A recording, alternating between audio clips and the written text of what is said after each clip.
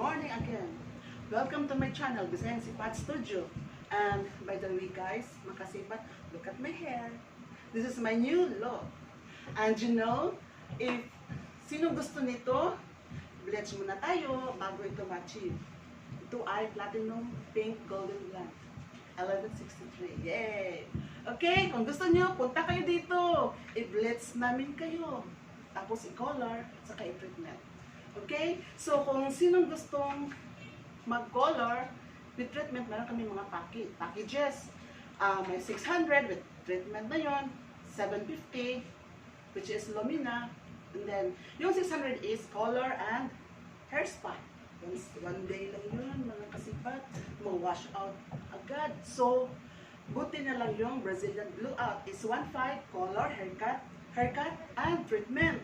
Okay? So, yung may budget, 1.5 na lang mga kasipat, diba? Okay?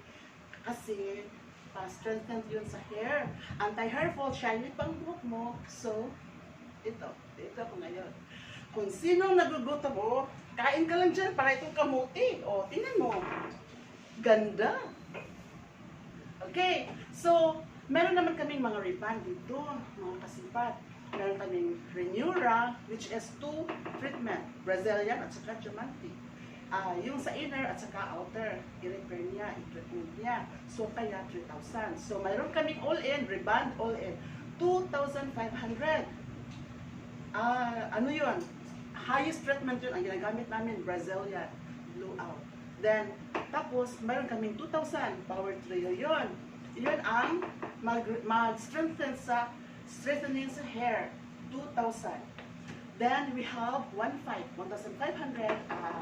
Reband lang yun na treatment is hair spa. Then merong 800. Yun lang, yung mga virgin hair, yung hindi pa na-touch, hindi pa na-cut, hindi pa na-color, yun 800. Tapos meron kaming package ng bleach is 1.5. Ano ba yun? Ano yung kasipat yung ano ba yung walang